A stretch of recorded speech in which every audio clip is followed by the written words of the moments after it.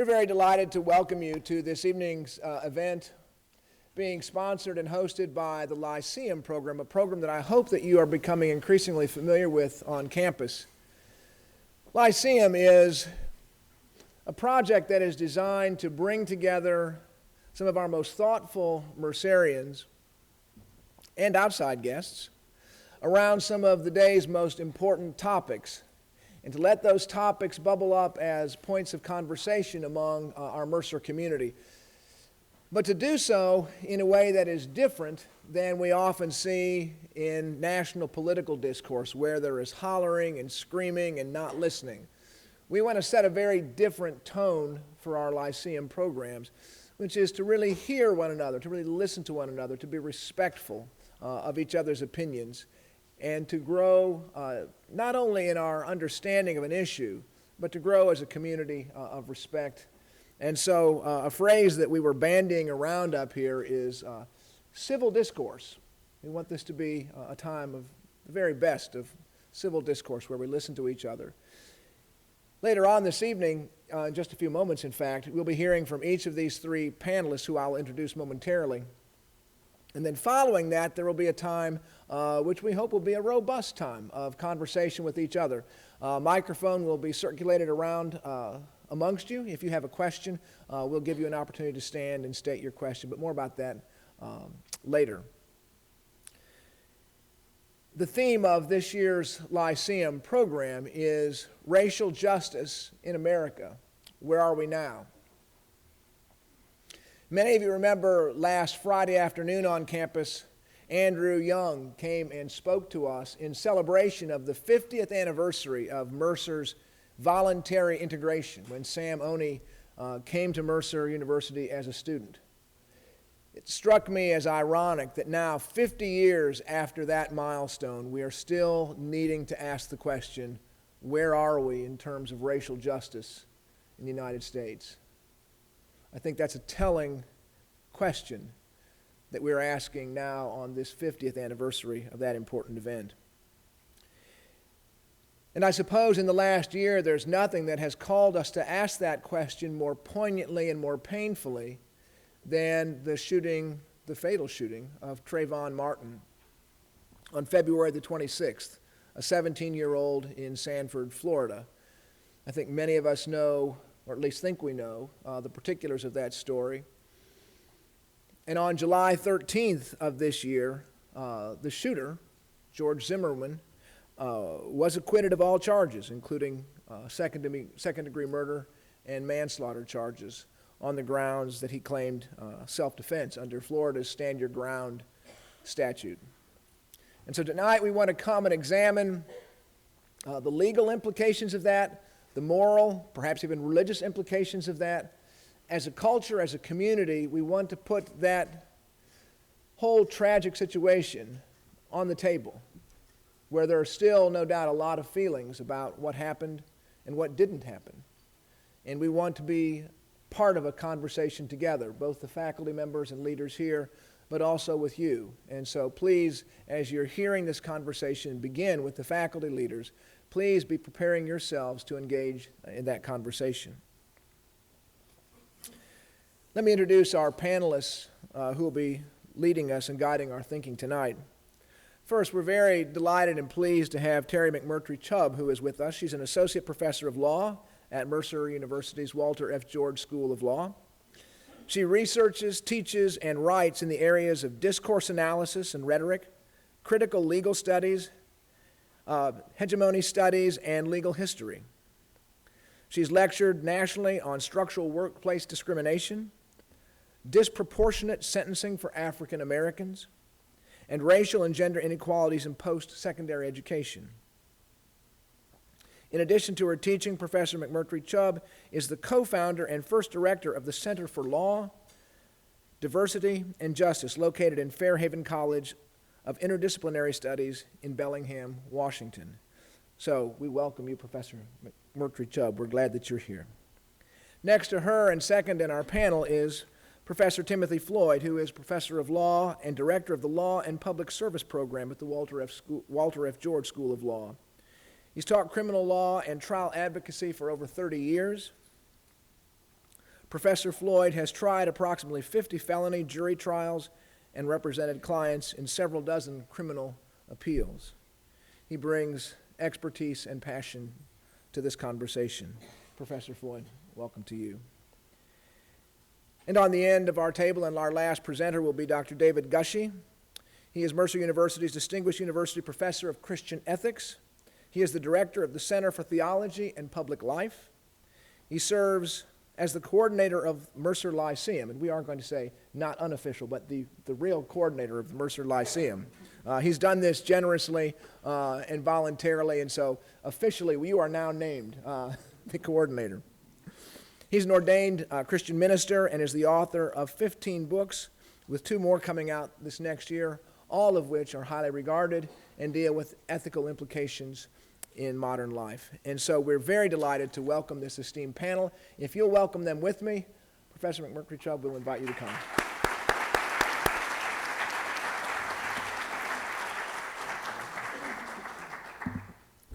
Good evening. You can do better than that. Good evening. My role on the panel is to set a context for why this country is so divided on issues of that the Trayvon Martin case presents. And it seems like we live in 2 Americas. One America that is horrified about another killing of a young black male, and an America that feels that George Zimmerman was justified in killing Trayvon. And so I want to talk about the legal history of the case. It has a context, and it starts in 1984, which you might say, what does something that happened 30 years ago have to do with what happens today? So I'm going to tell you. Our country has a strong legal history of the seemingly unchecked killing of African Americans, primarily males. Time and time again, our criminal justice system, the media, and our public officials send the message that black lives are not worth as much as white lives. I want to paint a picture for you with 3 cases. Eleanor Bumpurs, which occurred on October 29, 1984. Bernard Goetz, which is kind of the mirror to what happened in the Trayvon Martin case. It's in our country's legal history, in our legal memory, a case that looks very much like Trayvon Martin, and then pose some questions that will segue into what Professor Floyd is going to say. So, Eleanor Bumpurs. On October 29, 1984, a 66-year-old Eleanor Bumpurs, an African-American woman, was shot and killed by police who were enforcing a city-ordered eviction in her apartment in the Bronx. On this fall day, she lived in a housing project and had just phoned her daughter just prior to the event to tell her that there was someone in the building who was harassing her. Her daughter advised her to keep the door locked, which is pretty good advice for an elderly woman living in the Bronx who is thinking someone is harassing her. The reason why Bumpurs was about to be evicted from her apartment is because she refused to pay rent because she was having maintenance problems, which is a pretty common thing that, if you don't get your apartment fixed, you don't pay the rent. And she alleged that the housing authority was not addressing these issues and that they refused to send anyone. However, the housing authority had sent people over and Ms. Bumpurs wouldn't let them in. So her daughter told the housing authority that she was mentally disturbed. The housing authority sent over a psychiatrist to see her, and just 4 days before the eviction attempt, the psychiatrist who saw her concluded that she was psychotic, that she was having a psychotic break and a psychotic episode. And so he advised that she be evicted and then hospitalized. This is very important. When the police attempted to evict her, they were met with an emotionally disturbed Bumpurs. Obviously, she was having a psychotic break. But she was behind the door and she was yelling at them. So picture this. You have an elderly 66-year-old African-American woman who is, by all accounts, emotionally disturbed. You have the police who now call in the assistance of the NYPD to get her out of the apartment. And what happens is heartbreaking but predictable. The police broke in, and in the struggle to subdue her, they shot and killed her by shooting her twice with a 12-gauge shotgun. She was 66, and she suffered from arthritis. The NYPD police officer who shot her was not charged. And Many people in Miss Bumper's community, many African Americans in New York City, around the country, thought that this was a horrific event that happened. This was a 66-year-old woman who was mentally ill and who was gunned down in her own home. After a large time of unrest in the community, only after public outcry was the officer charged with manslaughter. When he was charged first, the judge dismissed the charges, saying that he was just acting as an NYPD officer should. More public outcry, the charges were reinstated, there was a trial, and the officer was acquitted. So what did America learn from this incident? That mentally disturbed black people are dangerous enough to use deadly force to subdue them. Remember, this was an elderly woman who was mentally disturbed who was shot in her own home. And the psychiatrist mentioned that she needed to be hospitalized. He didn't mention anything about her needing to be shot. The message is that black lives are not worth the time and effort to preserve, and that black people are dangerous. I also want to stress that there was a lag time in between the time she gets shot and the time the officer who shoots her is charged. So it sends the message that this is not a life that's worth much. So now fast forward 2 months to one winter in New York City, and we have Bernard Goetz. In many cases, bumpers set the stage for Goetz, because we have bumpers happening in the Bronx in October, Goetz happens in December of 1984. So this is what happens. On Saturday, December 22nd, 1984, one winter in New York, a train, an IRT express train, coming out of the Bronx and headed toward Lower Manhattan is carrying Bernard Goetz. When he is on this train, he is approached by 4 teenagers, all African American, all young, all male. Troy Canty, Darrell Cabey, James Ramseur, and Barry Allen. Ramseur and Cabey had screwdrivers inside of their coats, but Goetz did not know this, nor did he see them, which they had previously used to break the coin boxes on video games. Goetz boarded the subway at 14th Street in Manhattan and sat down on a bench towards the rear section of the same car occupied by these 4 gentlemen. He was carrying an unlicensed .38 with 5 rounds of ammunition in a waistband holster. Canty and Allen approached Goetz. Now, what I'm going to tell you now is what Goetz, he has co-signed this version of the facts. So Canty and Allen approach him and they say to him, and Goetz says, they didn't say it in a threatening way, they didn't say it loudly, they just said, "Give me $5. And at this time, he gets up. Neither of the youth are armed, neither of them displayed a weapon. All he's heard at this point is that they say, "Give me $5. So he draws his gun, and in rapid succession, he shoots. He hits KB in the chest, Allen in the back, and Ramseur in the arm. KB is sitting on a bench on the subway car, and he gets misses when he fires the gun the first time to shoot him. Now imagine this, we're in a subway car, this is a private citizen with an unlicensed .38, 5 rounds of ammunition, and he's shooting people in an enclosed space, right? So he sees he didn't hit KB. In his own words, he pauses, surveys the scene, and then he shoots KB. And what he says as he's shooting him is that, "You look fine, here's another." As soon as the train stops, he exits the train and leaves by the subway tracks, and he leaves the city. He's gone for 9 days. There is a hunt going on for him in New York City. They have a vague description of him, but 9 days. And during this 9 days, where is he? Remember, it's December 22nd, 1984. It's during the holidays. He's in New Hampshire. And by his own admission, he's enjoying Christmas. He's looking at grandparents, these are his own words, looking at grandparents with their grandkids, he's looking at Christmas decorations. He's looking at the news in New York City, wondering why there's so much outcry that these 4 boys have been shot, is what he says. I don't know why there was so much outcry that they've been shot. Anyway, he turns himself in. The first grand jury only indicts him on the gun charge for having an unlicensed .38. They don't indict him on murder charges or attempted murder charges. By the way, KB, who he shot, he severed his spinal cord, so KB was paralyzed. The second grand jury, where 2 of the youth that were shot testified and gets his police testimony, was played via videotape for the grand jury where he's talking. I'm going to talk a little bit about his comments. The second grand jury indicted him of attempted murder, assault, reckless endangerment, and criminal possession of a weapon. And so he's charged with 4 counts of attempted murder, 4 charges of assault in the first degree, 1 charge of criminal possession of a weapon in the second degree. And again, all of the charges were dismissed except for the gun charge. So why does Getz get off? Getz has later said, he had an interview with Stone Phillips at some point close in time to the trial, and he says in that interview, quote, "There are some groups of people that need not live and should be taken care of via slavery or abortion."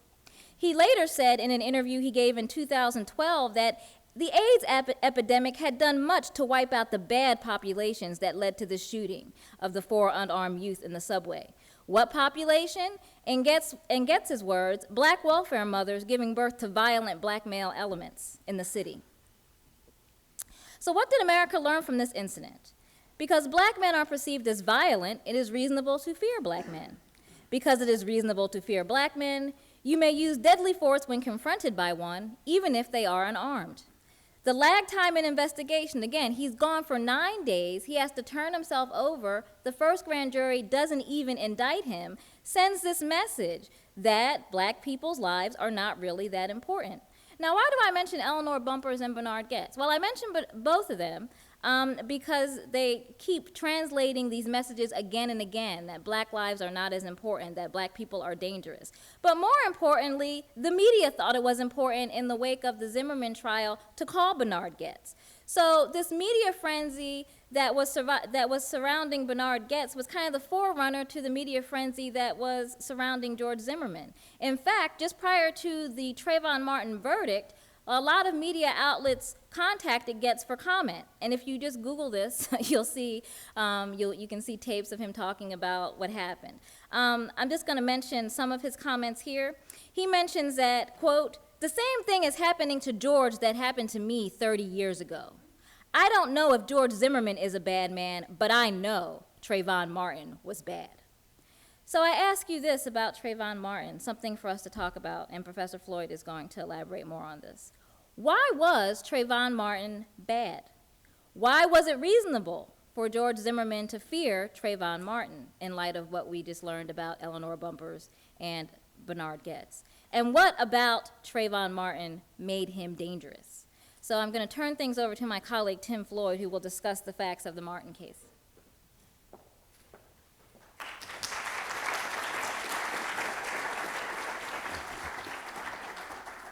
Well, thank you, I think. I'm not sure I can answer the questions you've left me with. But of course, that's why we have trials, right? When we have unresolved mysteries, something happened, but there are disputes about exactly what happened. What does the law do? We have trials. And once you have a trial and it's all over, then you know exactly what happened, right? Maybe on television and in the movies. But unfortunately, although trials serve essential purposes in our society, and it's a good thing that we have trials, we should not assume that a trial will answer all unresolved questions about what happened or why something happened. What I am going to do here is talk for a few minutes about the trial, about the law that governed the trial, about what the charges were against George Zimmerman, what his defense was, what the jury instructions were. I'm not going to speculate about why it happened the way it did necessarily at trial, well, except maybe a little bit. But we'll lay out some law first before I get to that. The first thing to recognize is that this really was a mystery in sort of the classic sense. We don't know exactly what happened that night when Trayvon Martin died. We know a lot of what happened. First and foremost, we know that Trayvon Martin died. That's undisputed. What else do we know for sure? We know that George Zimmerman killed him. George Zimmerman caused Trayvon Martin's death. There's no dispute about that. He admits that. He shot him in the chest and killed him almost instantly. Trayvon Martin died within just a few minutes of being shot in the chest by George Zimmerman that night. Those two facts are really undisputed. So why do we have a trial? What's the mystery we have to resolve? Well, the mystery, of course, is why did George Zimmerman shoot Trayvon Martin in the chest? But the trial isn't framed as, now we're going to solve a mystery, folks. This is all about, no, what is a trial all about? The state of Florida was prosecuting George Zimmerman for a crime. They charged him with murder, second-degree murder under Florida law. First-degree murder is a premeditated murder. They did not charge him with premeditated murder. It was second-degree murder. What is second-degree murder under Florida law? I'll tell you what the jury was told about that.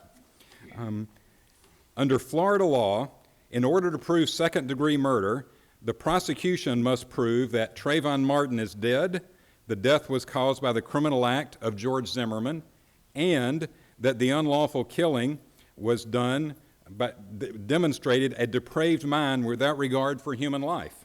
And what does that mean? The jury was further told a depraved mind without regard for human life means that the killing is done from ill will, hatred, spite, or an evil intent.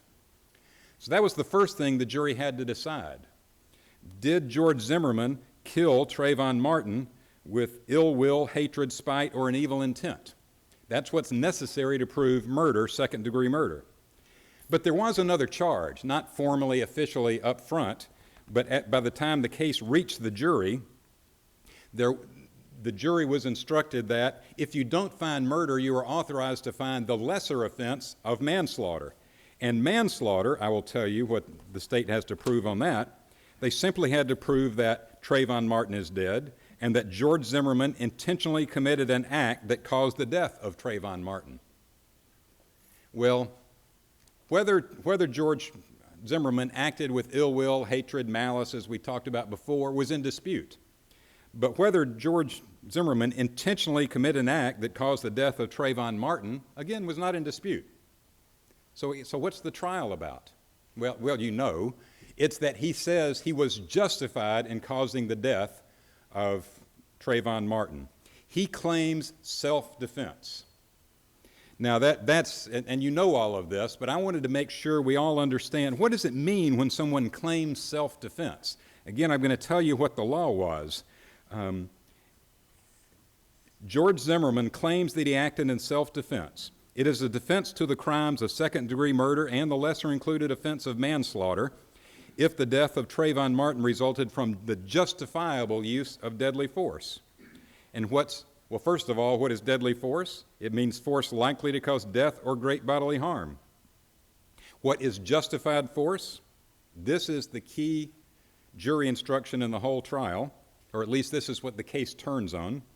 A person is justified in using deadly force if he reasonably believes that such force is necessary to prevent imminent death or great bodily harm to himself. That was the defense in the case. That's what the jury was asked to find. But one other thing you need to know about this that's crucial to the trial. George Zimmerman did not have to prove under Florida law that he reasonably believed that deadly force was necessary to prevent imminent death or great bodily harm to himself. No, the prosecution had to prove beyond a reasonable doubt that he did not reasonably believe that such force was necessary to prevent imminent death or great bodily harm to himself. The burden of proof was on the prosecution to disprove the defense of self-defense. Now, a couple of other legal things you may have heard about in the news on this. A lot of people said this is the great test of Florida's stand your ground law. Let's talk a little bit more about that.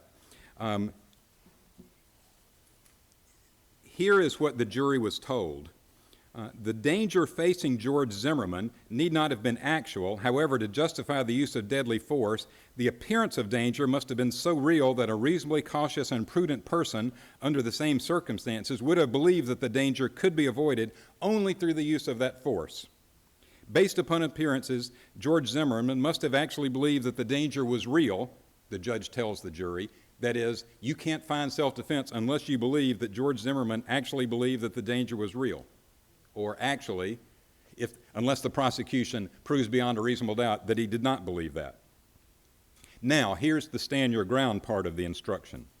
If George Zimmerman was not engaged in an unlawful activity and was attacked in any place where he had a right to be, he had no duty to retreat and had the right to stand his ground and meet force with force, including deadly force if he reasonably believed that it was necessary to do so to prevent death or great bodily harm to himself.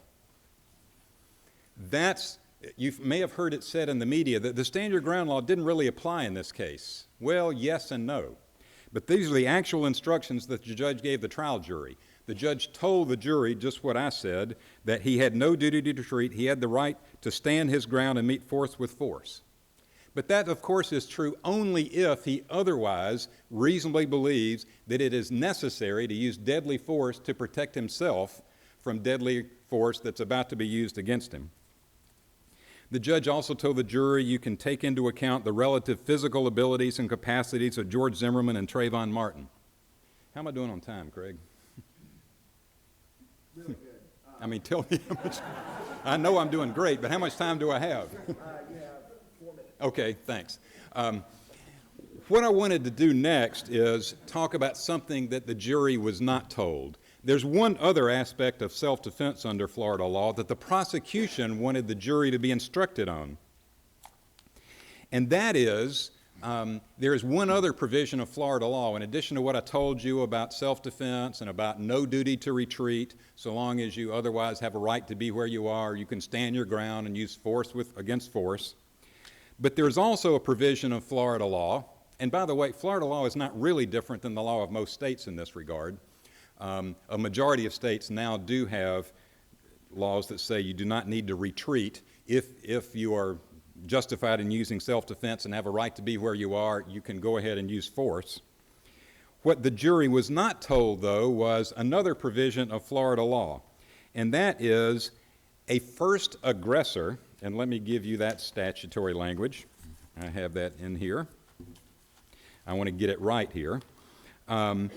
The justification described in the preceding sections, and that is what I just read you about self-defense and stand your ground and force with force, that justification is not available to a person who initially provokes the use of force against himself. The prosecution wanted the jury to be told that because the prosecution wanted to argue that George Zimmerman provoked use of force against him. And quickly, I haven't gone into the facts of what was testified to at trial, but quickly you may be aware that George Zimmerman's version of the events was that he was jumped by Trayvon Martin. He'd been following him, he admits that, but he lost sight of him. And he cut off his phone call to the dispatcher, and then at some point, within a minute or two after that, he says, out of the blue, without him realizing it, Trayvon Martin jumped on him and started beating him, got him down on the sidewalk, and was banging his head against the concrete, and at that point, George Zimmerman says, I feared for my life if I didn't use deadly force, so he pulled his gun out and he shot Trayvon Martin. That's his version. The prosecution wanted to argue to the jury, wanted the jury to be able to find that George Zimmerman provoked any force against him in the first instance. The defense argued to the judge successfully, that is, the trial judge agreed with the defense and refused to instruct the jury on this point. The trial judge believed the defense when they said there's no evidence that George Zimmerman provoked any force against him at all. I don't know whether that's right. I'm not an expert in Florida law, but I have read a little bit of case law in Florida, and it's not necessary in this first aggressor instruction, for this first aggressor instruction, that the defendant in the case actually use physical force against somebody. A threat of force against someone is enough to qualify as a first aggressor. Now, again, if the judge had given this instruction to the jury, I don't know how the case would have come out. All I'm saying is it might have come out differently had the jury heard that instruction. They may have found that George Zimmerman provoked it by threatening Trayvon Martin. But of course, we don't know. We'll never know that. We'll never know what happened there that night. I told you the two things we do know, and that is Trayvon Martin is dead and that George Zimmerman caused it.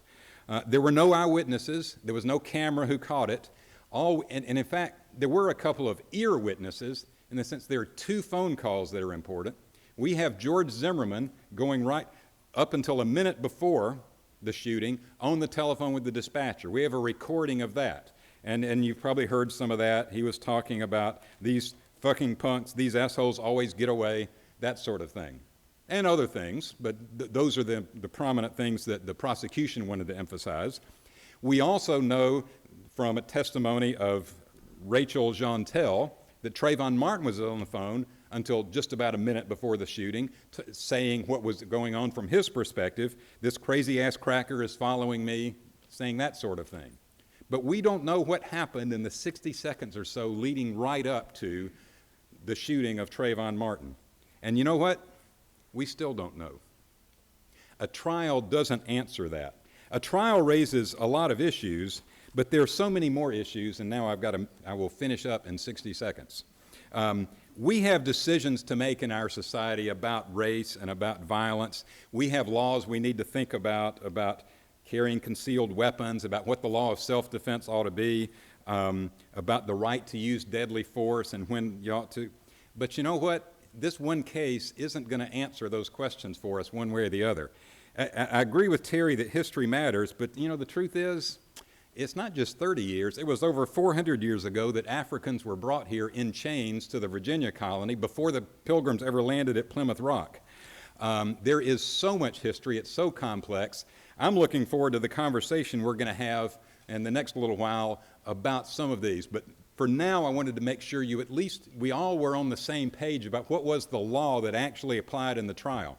I've also got some thoughts about why the jury decided the way they did, based on some things jurors said afterwards. You probably saw it too, and we'll talk about that during the question and answer as well. Thank you.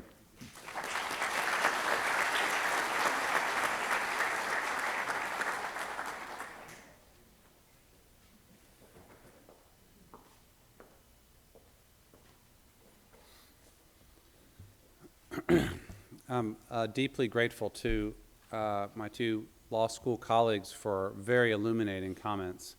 There's a level of expertise that people in the legal profession have that we don't, the rest of us don't, and that's very, very helpful.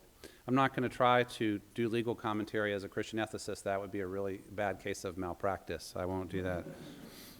I'm going to step back, and my assignment was to reflect on ethical cultural dimensions. And I'm also going to bring in some religious reflections, which is what I do. So here's where I start. American public life is driven by the news cycle and by ideology. Cable news and internet news and Twitter news and Facebook news each day, 24/7, needs a story that it can offer us to chew like a chew toy for as long as the story can still be chewed. Bookers for TV shows recruit generally ideologues, usually labeled liberal or conservative, usually fairly photogenic so they don't look ugly on HDTV, to shout at and over each other about the meaning of the day's chew toy news story. Then everyone moves on to the next chew toy when this one is exhausted. Without attempting to offend our media representatives here, I think you all can do better than this. But we are the ones who consume what you offer.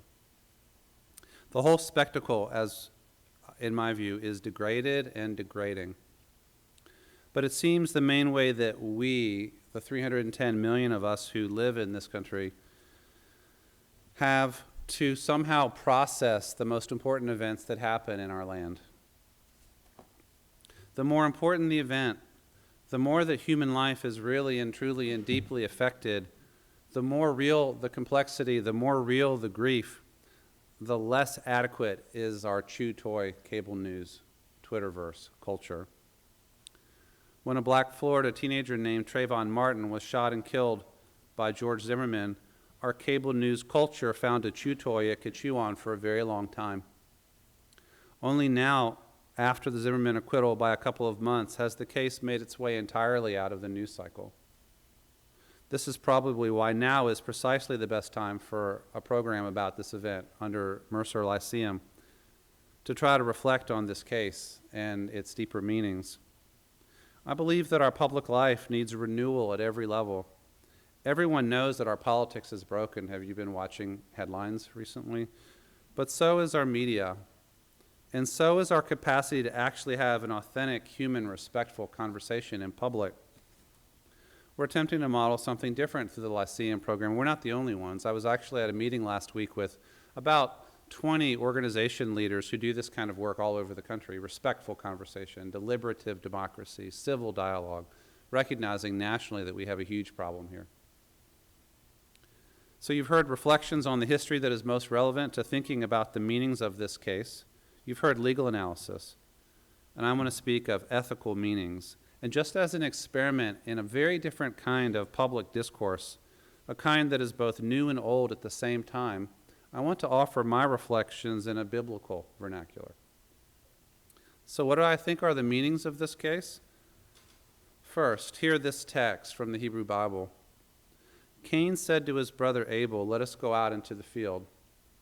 And when they were in the field, Cain rose up against his brother Abel and killed him. Then the Lord said to Cain, "Where is your brother Abel?"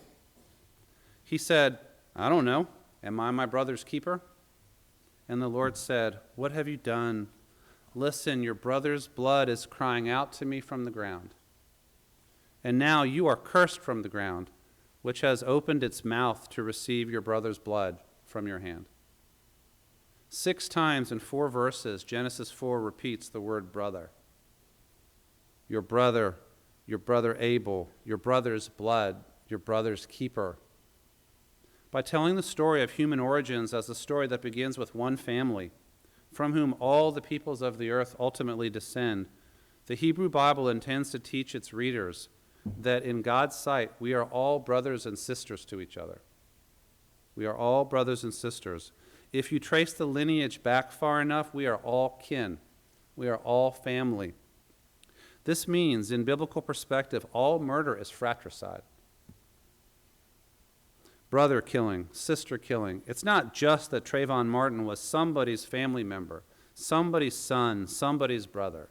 In the perspective of Genesis, he was George Zimmerman's brother. And he was my brother, and he was your brother. Therefore, we are all our brother's keeper. When anyone gets murdered, it was my brother, my sister, and your sister who got murdered. In the very picturesque language of the Bible, whose blood cries out from the very ground. What an image. A rightly ordered society takes maximum care to prevent the unnecessary shedding of blood. It arranges its customs and its laws, its practices and its culture in order to put a zone of protection around human life, to say, this is sacred, do not mess with it. I'm not a legal expert, but I do believe that our culture that so values the gun, and laws which take the label "stand your ground" as best I can determine, and the racist history that has so consistently valued the lives of people of color less than that of others, all are implicated in a failure to put a proper zone of protection around innocent human life. And so, Trayvon Martin's blood cries out from the ground. That, to me, is the first meaning of this story. Second, in the book of Exodus, it says this: "You shall not pervert the justice due your poor in their lawsuits. Keep far from a false charge, and do not kill the innocent and those in the right, for I will not acquit the guilty." Even many Bible-reading folks have no idea of the richness of the legal materials of the Hebrew Bible. This text, for example, communicates 2 apparently contrary principles in the same passage. On the one hand, law in Israel was to aim at discovering the facts of the case, vindicating whoever is in the right, punishing whoever is in the wrong, full stop. On the other hand, the text focuses especially on the delivery of justice to the poor. Not to everyone in general, but to the poor in particular. Why is that? Because while the rich and powerful have the capacity on their own to protect their own interests, the poor and powerless need the resources available in a legal system that is acutely aware of their vulnerability. In other words, there's a paradox here. For justice to be truly just, it must somehow tilt in the direction of those who have less power. Otherwise, power structures will distort what happens. In the case we are thinking about tonight, the cause of Trayvon Martin and against George Zimmerman, this was argued by the state, so the state weighed in. But still, in the end, neither Mr. Zimmerman nor anyone else was punished for the death of Trayvon Martin. This felt like a miscarriage of justice to many, especially if we understand justice to mean not just fair procedures fairly applied, but a deeper sensitivity to the need to protect especially vulnerable individuals and groups. And so, even if there was procedural justice according to American legal standards here, in the most important dimension of justice emphasized in the Hebrew Bible, there was not justice. And that is the second meaning I draw from this story. Third and last, hear this text from Paul's letter to the Romans. Rejoice with those who rejoice, weep with those who weep. Live in harmony with one another. Our legal system is about winning, not about peacemaking. Our ideologies teach us to demonize one another. Our media rewards shouting rather than conversation. All of these turn a story of a family's grief into an occasion to win, to make an ideological claim, or to outpoint the adversary in a 45-second block of time on TV. Our society needs to redevelop the space for human beings, actual human beings, to rejoice with each other and weep with each other. Part of what was so sad about the Trayvon Martin case and its aftermath was that it obscured the human element. It did not protect the space to allow the Martin family to grieve its loss. And when the black community especially reported deep fear and grief, that the shooting and the legal outcome signaled their continued vulnerability and risk, that they had to have conversations with their young men about going about their daily lives. That kind of conversation needed to be met by a nation that could empathize, that could fear with those who fear and could weep with those who weep. Instead, in general, the issue became yet one more ingredient in the racial sector of the culture wars. And this is the third meaning of this case. And so I conclude this way. Don't forget, Trayvon Martin's blood cries out from the ground, like that of thousands of his fellow countrymen every year in our murderous society. Don't forget how murderous our society is either, and how much blood cries out from the ground. Second, a truly just legal system bends over backwards to protect the needs of those who have the least power, and that did not succeed here. And finally, a humane culture makes space to weep with those who weep and fear with those who fear without reducing everything to a soundbite. Then we failed again at that. I call on all of us to consider these as at least three ethical implications of the tragic case we are considering this evening. Thank you very much.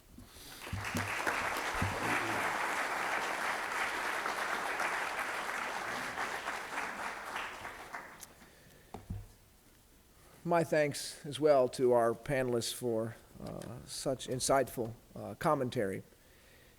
We do want to make this a conversation, but I'm going to reiterate some ground rules. The first thing is that this conversation will in fact be respectful.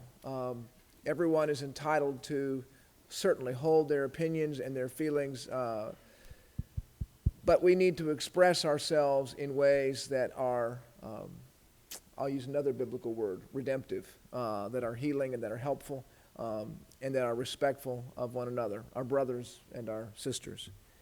Secondly, we're not asking for statements, but questions. We want to keep this in the format of asking questions to our panelists and allowing them to respond. So we welcome your questions. Please keep them brief so that we can make room and space for everyone. So if you will, if you have a question that you'd like to ask, if you would please raise your hand and we'll acknowledge you and we'll begin our conversation. Question in the back.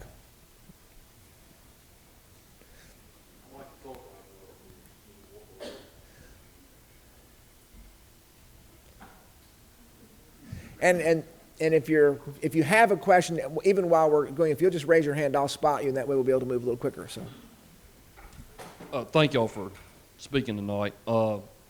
Someone mentioned broken media, the phrase broken media, and I was just wondering, this is a question for the law professors, but based on the law, how egregious was the doctoring of Zimmerman's 911 call? And correct me if I'm wrong, he has a lawsuit pending against, I think, a couple news organizations, but how egregious was the doctoring of that phone call, and how strong or weak is his case? I'll answer even though I don't really know, but you asked. I want to put that in a bit of context. At the criminal trial against Zimmerman, the actual 911 call was played correctly. What I think you're referring to is one of the media outlets, and I think I remember, but I might be wrong, so I won't even say which one, had an edited version that did not fully and accurately say what he had been saying in his original call to the dispatcher. And I think he does have a civil lawsuit based on that. And again, I don't know anything about the merits of that case, and so I won't speculate on it, but I wanted to go ahead and speak because I want to make sure everybody understands that what he actually said to the dispatcher was played to the jury, and they heard, I think, fully and accurately what that conversation was. And both sides said there were good things about that. The prosecution pointed to some of those things that I quoted a little while ago that are particularly salacious, but the defense pointed out that when he was talking to the dispatcher, he was doing his best to try to get the police to come, and if he's trying to kill somebody, why wouldn't he try to get the police to show up at that point? So the 911 call was crucial, and yet I don't think it was determinative at all one way or the other in the trial. What that did to his reputation and what it has to do with the civil suit, again, I really don't know enough about that. But in terms of the trial itself, I don't think the incident you're talking about had any impact at all, as far as I know. And I certainly don't think it tainted the jury pool as far as the jurors who heard the case, as far as we can tell. Would you also like Professor? Yeah. Okay. All right. Good. Thank you. Other questions? Anyone else have a question? Then we'll throw it open to the entire body here. If you have a question, if you'll just raise your hand and let us know, we'll get the mic to you quickly. Okay, a couple on this side.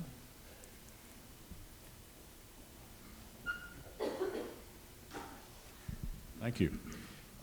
This question is for anyone who cares to answer it. If you could yourself decide what the law should provide to govern the use of deadly force, what would that law be? And you have 25 minutes. Yeah, good question. Tim said, I answered, you go ahead. I think what troubles me most is this concept of reasonableness, and I think it's bound up in race, that it's somehow reasonable to fear certain people and not reasonable to fear other people. And so I think that the law that I would write, which I cannot do in 5 minutes, or 30 seconds, or 5 days, or 3 years, would get at unpacking that. How would we question someone who used force as to whether they did have a reasonable fear, not just based on someone's racial or ethnic background or the way they looked or if they were wearing a hoodie, but reasonably fearing for someone, for their lives from someone. Let me take this occasion, Dick, to talk a little bit more about the Stand Your Ground law, because I said something when I was speaking about, well, stand your ground was instructed to the jury, and you may have heard in the media that, well, actually, he didn't even use the Stand Your Ground law in his defense. And it's true, he didn't. I am answering your question. What I was going to say is, I think these Stand Your Ground laws, what they say is, before Florida passed a Stand Your Ground law in 2005, the law in Florida was that even if you might otherwise be justified in using deadly force under the law as I read it to you a moment ago, if you can nonetheless retreat in complete safety, then you are not justified in using deadly force. In my view, that ought to be the law. Now, that doesn't answer a lot of particular questions, and I don't think it would actually resolve the George Zimmerman case, because, as you may have heard in the media, Zimmerman's lawyers said, we're not relying on Stand Your Ground because we're saying he had no ability to retreat in any event, because their version of the facts is that George Zimmerman was pinned and trapped down on the sidewalk and that Trayvon Martin was pummeling him and banging his head, and that it was not possible to retreat in any event, even if he had a duty to retreat under the law. So they're saying the law didn't really matter. Now, I told you the judge actually did read that instruction to the jury, and the first juror who spoke publicly afterwards, on Anderson Cooper, I think, referred specifically, well, you know, with the stand your ground law and all the other things, we decided we needed to find him not guilty. So I think it was significant in it. And this, you asked for my opinion. My view is, I'm not sure why we need to do away with a duty to retreat. Now, again, I'll tell you, it doesn't make that much difference. If somebody's got a gun, it's almost never possible to retreat in complete safety. On the other hand, if you're armed, and as far as you know the other person isn't armed, you don't need to go in there with guns blazing if you can get away without shooting. It goes back to what David Gushee was saying about if we really value life, we want to try to find ways to keep people from acting with deadly violence rather than encouraging them to act with deadly violence. But that's my view on that particular law.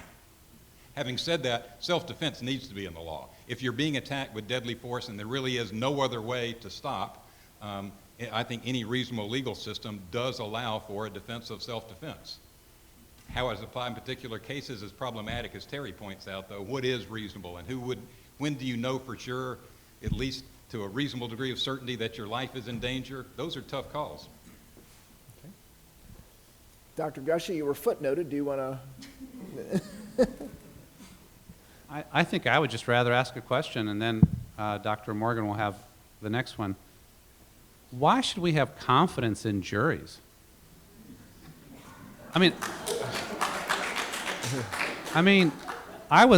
a relatively intelligent person, and I was listening to what you all were saying, and I was thinking about a jury under that kind of spotlight and that kind of pressure. There is no perfect justice in this world, but when you hear jurors actually be unwise enough to go on TV or radio and talk about how they were reasoning, it makes the system even more scary than it already is. So, do you have confidence in juries? Law professor people?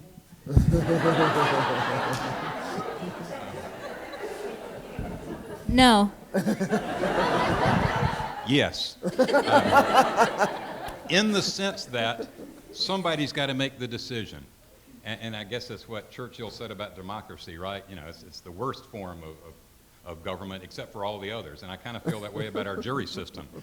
It's not a very good way of deciding important issues like this, but I haven't heard of a better system. I don't have that much faith in judges. I don't have that much faith in other people. What we do need, though, are juries, as the Constitution requires, a jury of your peers. Juries that are properly instructed, that juries that are representative, and juries that are not biased. Whether we can get that in our society, and when I say bias, again, don't hear me wrong. I'm not. Of course, there are people that are very explicitly racist and say so, but the lenses through which we view reality. This is what Terry was saying. How you get jurors who can put themselves in the position of Trayvon Martin and/or George Zimmerman and decide what was a reasonable thing to do under the circumstances is extremely difficult, if not impossible. But I would rather have a jury of people that are selected as opposed to government officials or anybody else making important decisions about life or death like that. Very good. Dr. Morgan, you've been patient. Well, you've anticipated the question that I was going to ask. Since we're talking about history of race and attitudes and sensitivities to our brothers and our sisters, could you comment a little bit more on the kinds of emotions and split-second decisions not only made by George Zimmerman and perhaps Trayvon Martin that night, but also by the jurors, and the degree to which race and history played into that?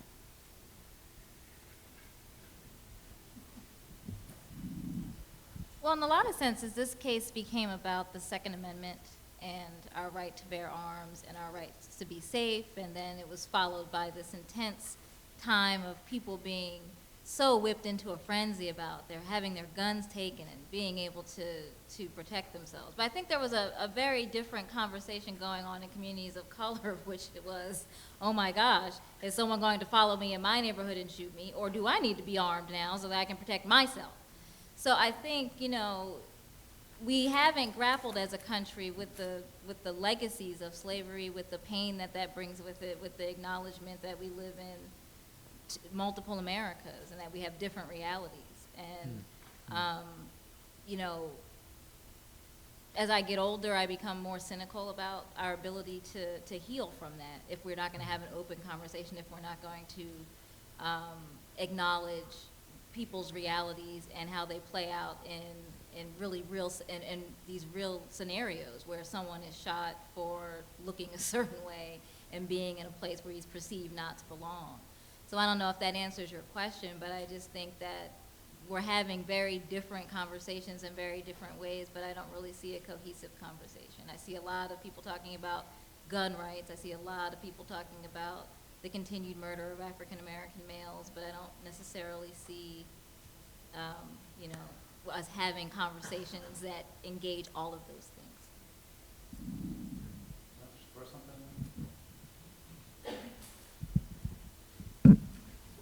One of the things that's gone wrong with our media culture is everybody consumes the media of their own niche, their own preferred niche, right? So this enables us to block up any potential for empathy of another perspective, because I only hear my side, my community's story. I think that one of the rarest and most important ingredients of a more cohesive, pluralistic kind of country with a lot of painful history is the capacity to empathize. The capacity to say, like, as a white person, you know, your history is not my history, but I wonder what it would feel like to have your history and to have this event happen. I wonder how I can understand what that would do. I don't think you can just kind of imagine your way there. I think you actually have to have friendships and be in community with people to have some idea of what that really feels like and is like. And even so, it's very partial.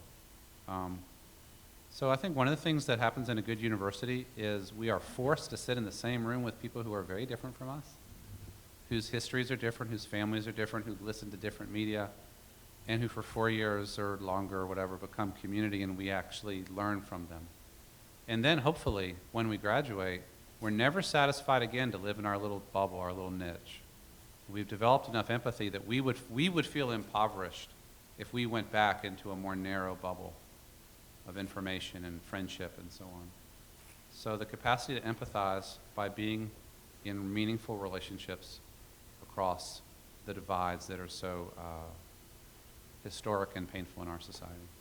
I'm going to take a moment of privilege, then I'll come right back here. One moment of privilege to follow up on your point.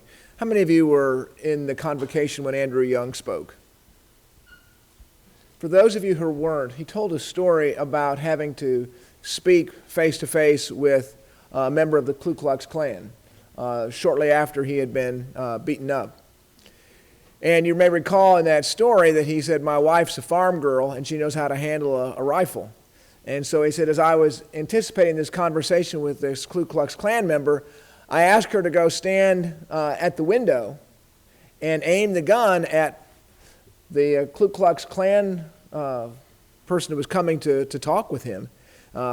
He said, that'd make me feel a whole lot better and give me a position of strength from which to engage this conversation. I don't know how serious he was about his side of that conversation, but he said that his wife said to him, absolutely not. I will never point a weapon at another human being. And then she said, because under that sheet is the heart of a child of God. I think that's the empathy you're talking about. Yes, sir. I have a quick comment. I was in Orlando, and Stand Your Ground permeated everything, even though it wasn't at the heart of the statute. It permeated the media, it permeated conversations, and so it was not surprising that the juror mentioned the phrase, even though it really wasn't at the heart of anything that was said. But I have really two questions. First of all, yes. Tim, I think it's important to talk about the selection of a jury, because that's an important, race plays a role, and selection and exclusion and prosecutorial and defendants, attorneys' discretion play a role. And the other question I have is, what happens to the Christianity and the ethics of the jurors when they get into the pool and then get selected as jurors? Well, first of all, in terms of jury selection, You may or may not know that the way it works essentially is once jurors are qualified to serve, people that are otherwise eligible and prove they haven't made up their mind about this case, and that's not always accurate, but they have to answer questions about what they've heard about pretrial publicity and swear they'd have an open mind. Once you've got a qualified jury pool, then both sides, both prosecution lawyers and defense lawyers, are entitled to what we call peremptory strikes, which means pretty much what you think it means.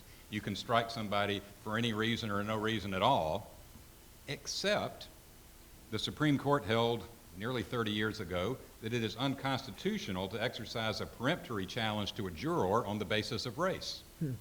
So that never happens anymore, right? No, unfortunately, and it goes both ways, prosecutors and defense lawyers. You don't know that much about these people in there. And one proxy that lawyers use on both sides is, well, based on how that person looks or a little bit I know about them, I think they're probably favorable to my side of the case, or they're unfavorable, and if they're unfavorable, they strike them. I don't know that that's the best way to choose. I like the jury system, but there are some problems the way it's done.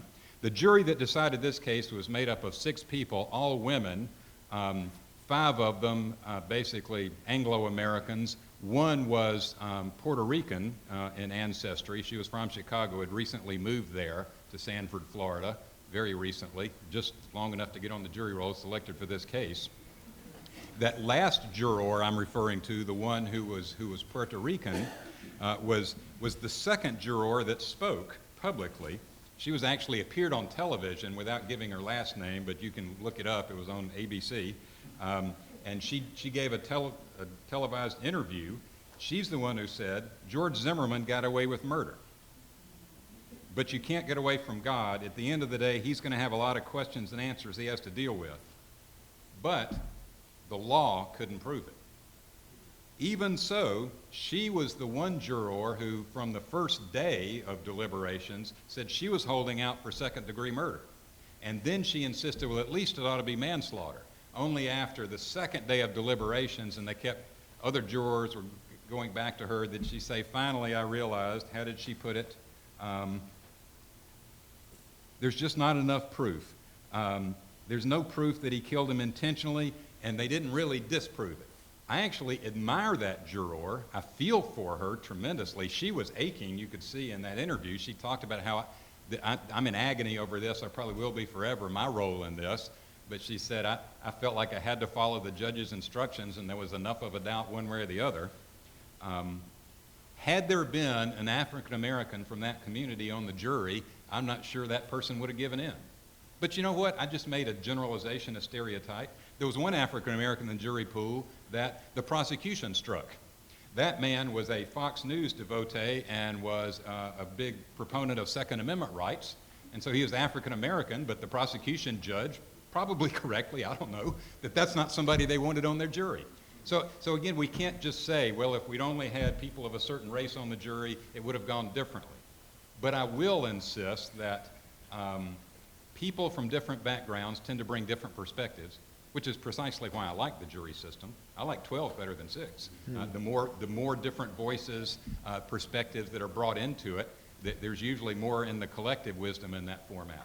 And these jurors had basically 2 days to deliberate and several weeks to sit together sequestered, as opposed to George Zimmerman and Trayvon Martin. You're talking about on the night in question, this was a matter of minutes, essentially, of the decisions both of them made. I'm not defending the jury here. My own view is really good prosecutors could have figured out a way to get a conviction in this case, but it didn't happen for various reasons. But I don't want to blame the jurors in the case. Well, let me back up a minute. That first juror that spoke to Anderson Cooper, I'm not happy with what she said. She was the one who said, Trayvon decided he wasn't going to let him scare him, and he got the one up on him, and I think Trayvon got mad and attacked him. Well, she doesn't know that. I appreciate the second juror said, you don't really know. And since I didn't know, I decided finally I had to come out with a not guilty verdict, which was what the law said she had to do. But not a direct answer to your question, Tony, but a long one. What if we said that jurors are not allowed to talk to the media? What if we learned how to resist the opportunity to go on TV? What if some things are so so sacred, so horrible, that we say, no, I'm not going to talk about it on TV. I'd like my 15 minutes of fame, but not for this. In terms of the question of religious and ethical values, sometimes it seems to me that prosecutors and defense attorneys try to pick jurors who are as unformed seeming as possible, who don't pay attention to the news, who don't know what's going on, or that's the only people that are left after the strikes. And so you end up with people who are not a very impressive representation of the intelligence of the American people. Because you want to strip away from your pool anybody who might have very decided or well-formed opinions about anything. And that really concerns me, actually. I wanted to add that the jury process is not, I mean, you would be appalled if you knew some of the things that jurors did when they were deliberating.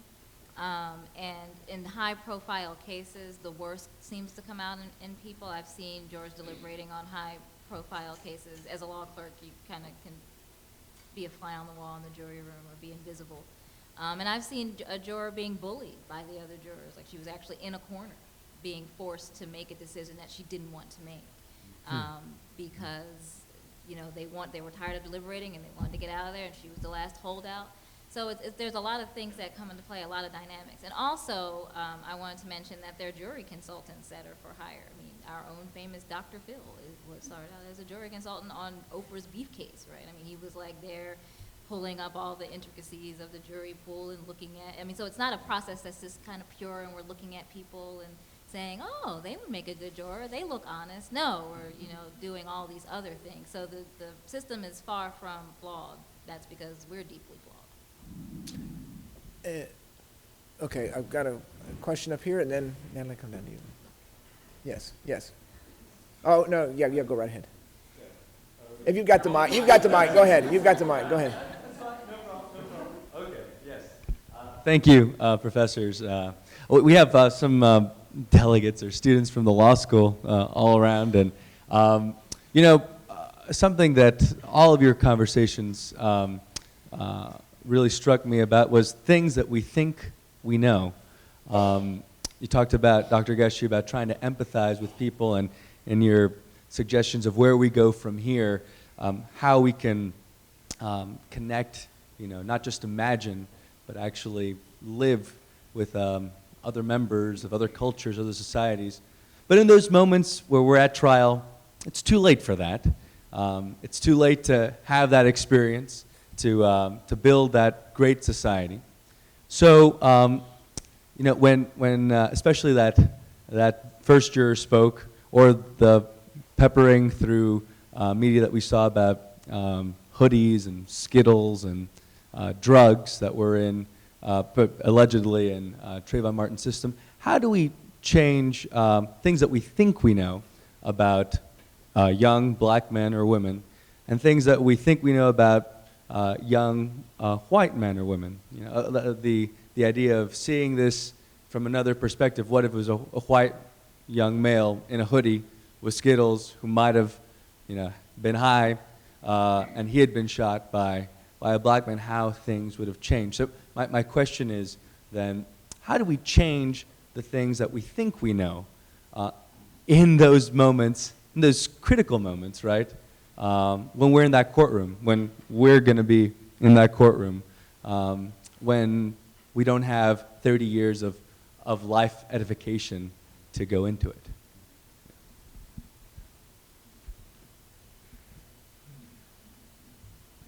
Great question.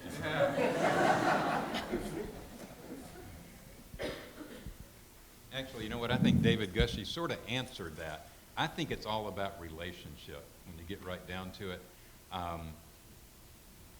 You can think you know what you know so long as you remain in your own little bubble or silo, but the more you get out in the world and expose yourself to different people and really listen and get to know different people, then I think you do change what you think you know at that point. But that's still the best way I know of. Not that it's easy, but I think it's essential. So you did the broad answer. I'll try the to ask a question on the legal side. Is it possible in the courtroom setting to do imaginative exercises with juries or with, saying, what if this situation were reversed? Like, in other words, can you set up conversational strategies or cross-examination strategies or arguments that could maybe change the lens that people are looking at things with?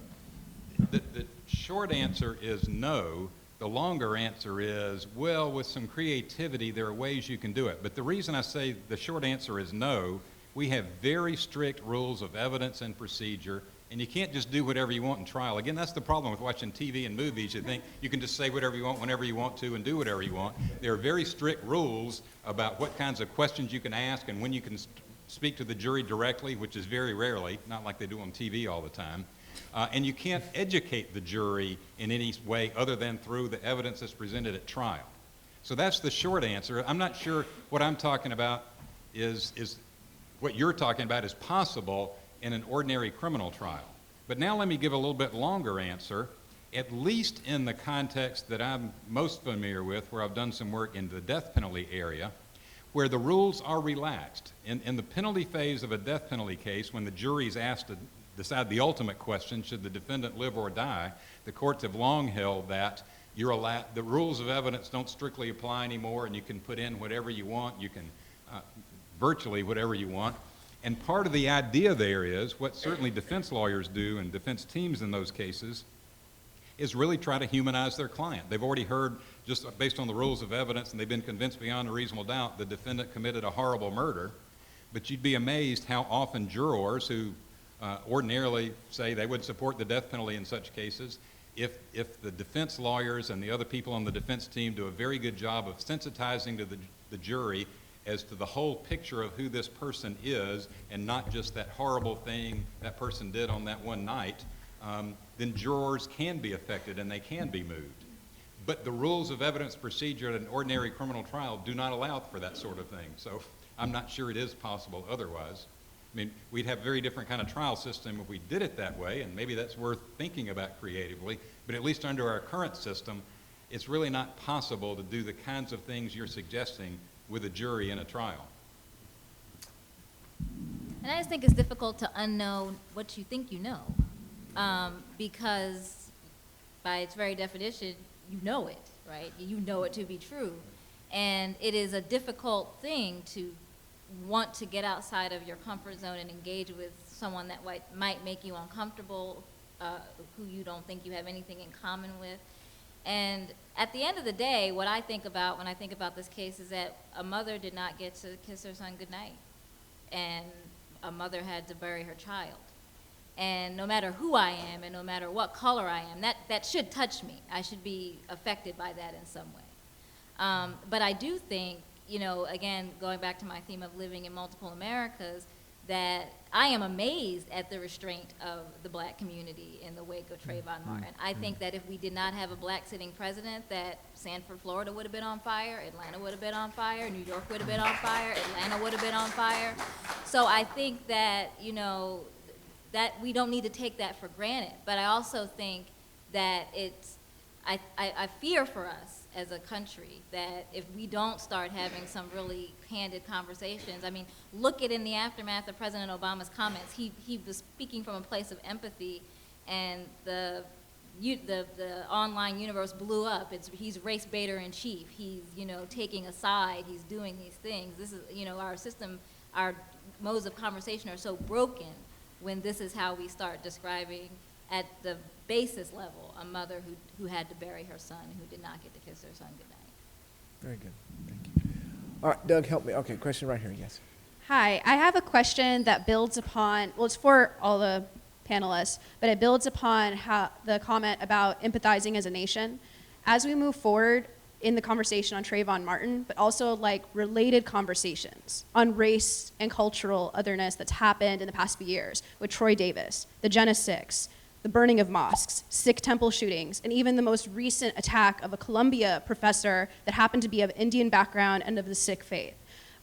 What do we do as a nation in empathizing to move forward in the social justice conversations that these different cases open up and can catalyze in different ways? And also as students, and as Mercer students, what do we do to become active agents of and advocates for that social change?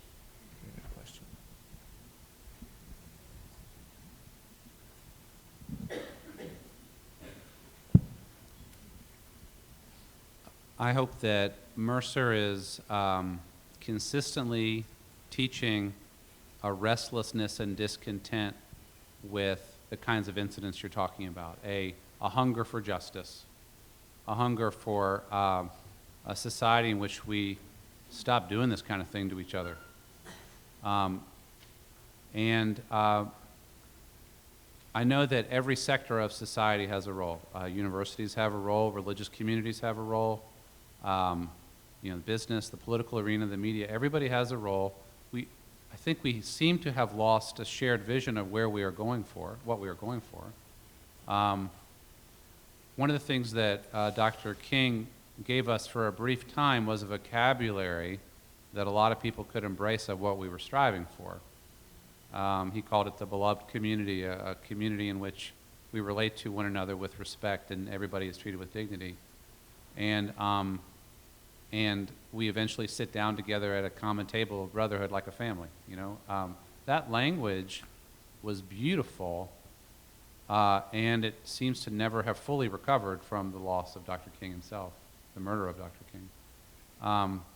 So I appreciate every effort to keep it alive, like the beloved community work of Dr. Dunaway here and his colleagues in Macon.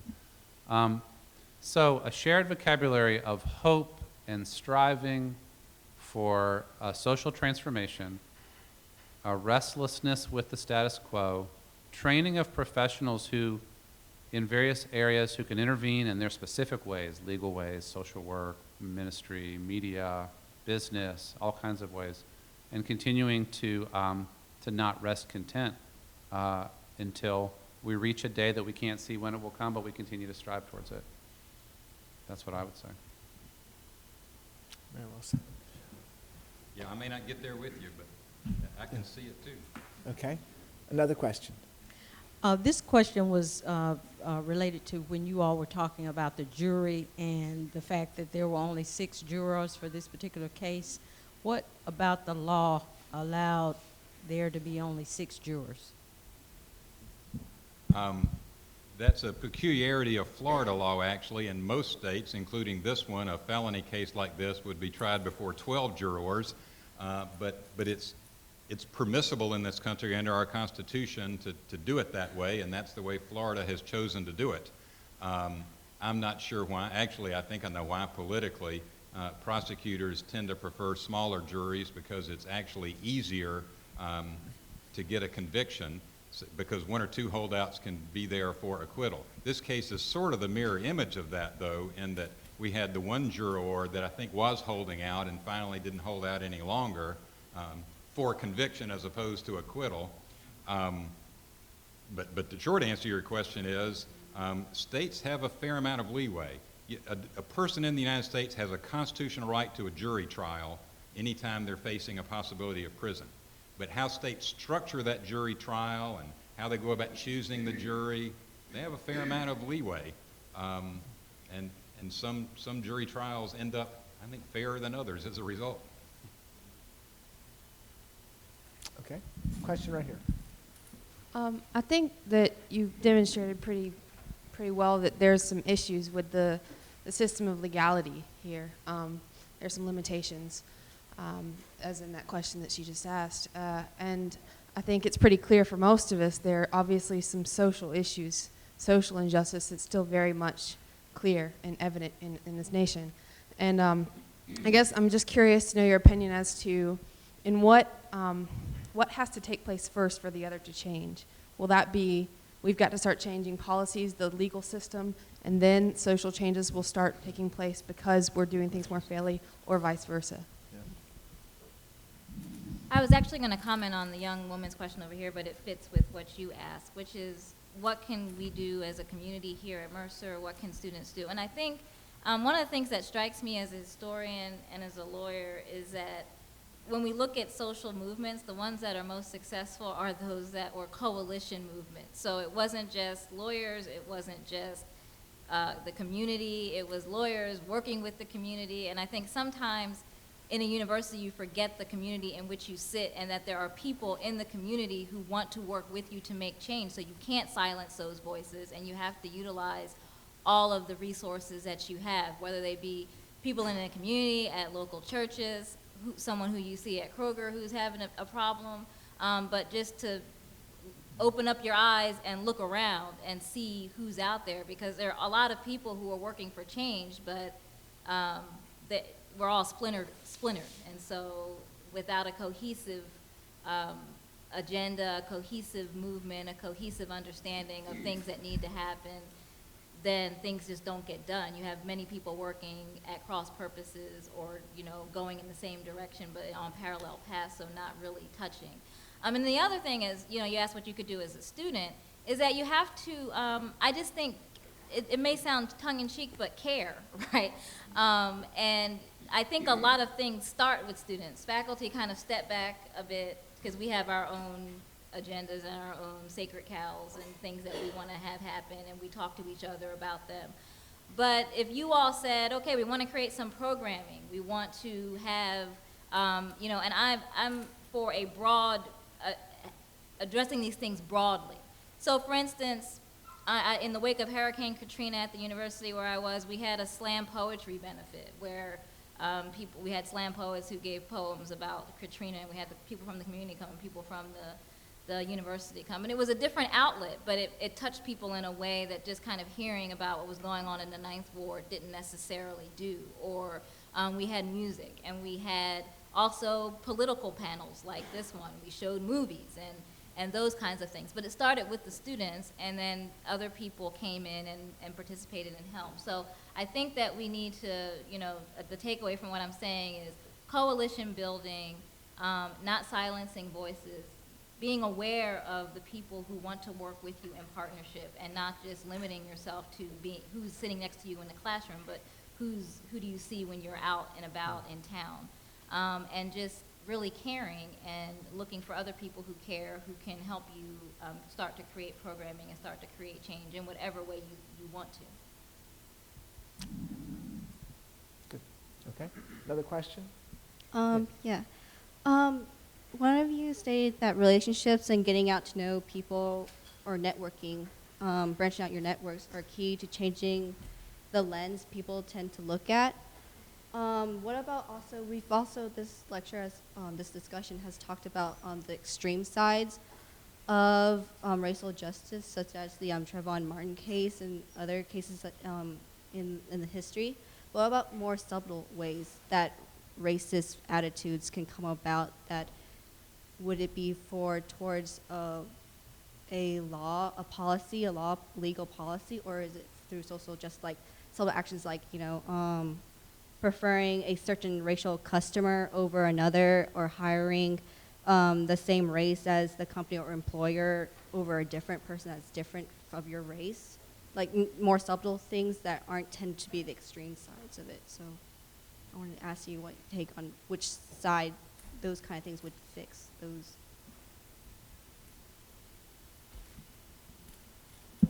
I think that social change happens when certain attitudes and practices that had been taken for granted begin to be questioned. We will do it this way. We will talk about people this way. We will believe this way about groups of people. And then maybe that innate or God-given human sense of fairness, of right or wrong, begins to kick in, or the affected group begins to protest more effectively, or whatever. People say, no, this is not okay. And so stirrings of change begin. And gradually, these stirrings of change get more and more comprehensive. I think this is what happened with the civil rights movement, and has happened with a number of movements for social change through the generations. So sometimes all the law can do are the really big things. You can't discriminate on the basis of race.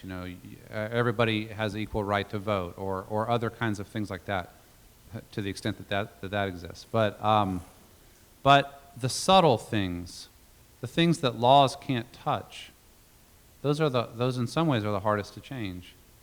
Those change as they get delegitimized. you're in a group and somebody says a racial slur, nobody's going to pass a law banning that, but maybe that group is going to say, no, we don't do that here. That's not who we are. We don't talk that way. If you want to be friends with us, that's not how we roll. That's not what we do. You know, or, you know, 10,000 other examples, bullying or other kinds of things that people do. So norms, cultural expectations, cultural rights and wrongs are perceived as, they change as certain things that were seen as legitimate are no longer seen as legitimate anymore. That is subtle. The law can't touch that exactly. So when Dr. King was talking about the civil rights movement, he basically wanted to make legal changes on the big things and to hope that in the process hearts would change so that the smaller interpersonal, more subtle realities would also change. And to a very great extent it happened, and to a very great extent it still has not happened. Let me follow up quickly. I love what both of my friends just said in each of their last things. I wanted to add that we need to be able, first of all, that there are just some fundamental limitations in what the law can do. I mean, the law is crucial, and as Terry said, it took both Thurgood Marshall Arguinbaum versus Board of Education and Dr. King in Birmingham and John Lewis on the bridge in Selma. All of that had to work together. But nowadays, I think we've gotten to the point where we think the law can be the answer to everything, and it really cannot be. But the main point I wanted to make at the law and the criminal justice system is we need to have a clear vision of what's really going on. And that's the conversation I think we're still not having enough in this country. We talked about this individual case, and that gets media attention. But the reality is that the United States imprisons more of our population than any country in the history of the earth. The people that are in prison are overwhelmingly people of color.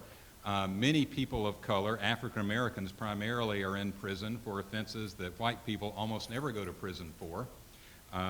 Great book by Professor Alexander, Ohio State, called The New Jim Crow. I mean, you're talking about the civil rights movement, and we abolished legal Jim Crow with the Civil Rights Act and the other legislation of the 60s and court cases.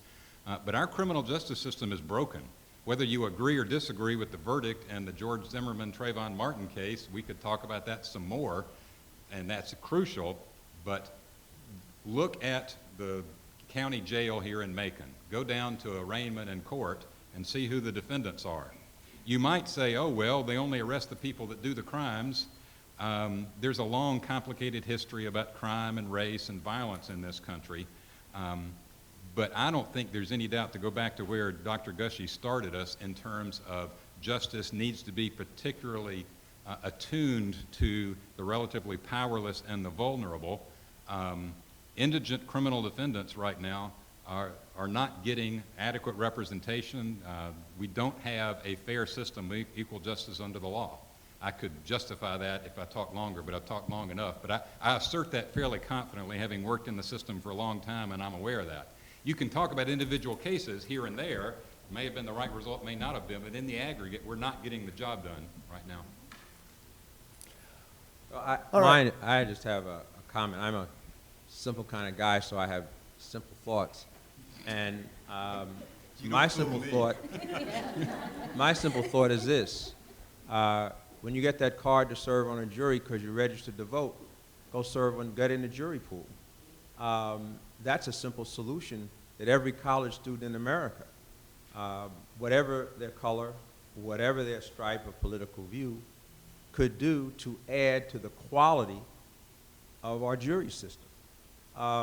If you've ever served on it, and I've been called, and I've gone, I can't imagine why I don't get selected, but for a jury, but it would be educational for all of you if you were able to, if you didn't avoid going down, if you did go to the jury, and take a look at the jury pool and see what the jury pool looks like. I think that would be educational in and of itself. But beyond that, your voices are needed in the jury rooms too. We have time for one more question if there's one burning. Okay, one final question right here.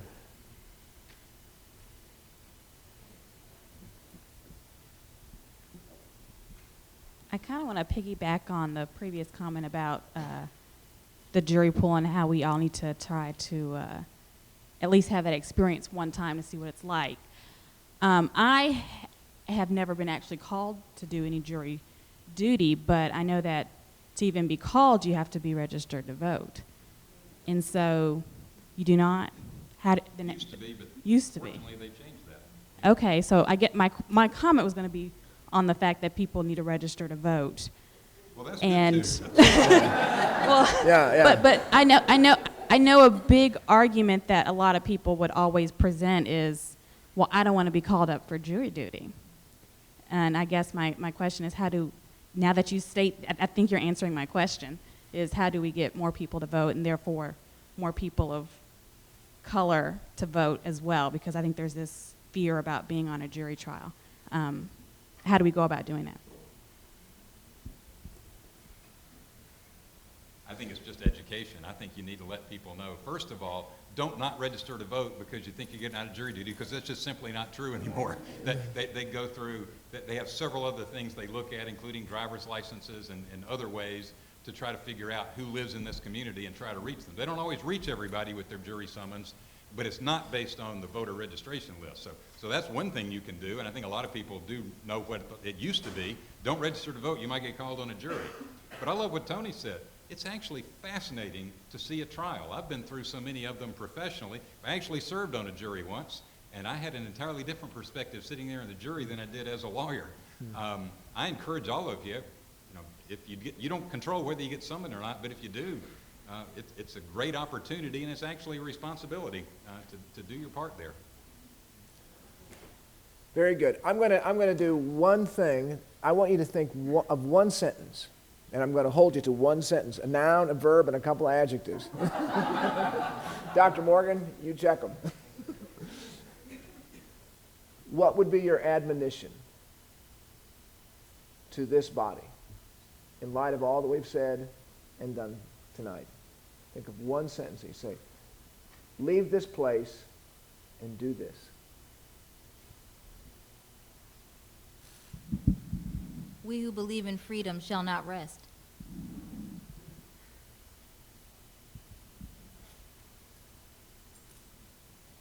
Never lose your passion and your anger at injustice.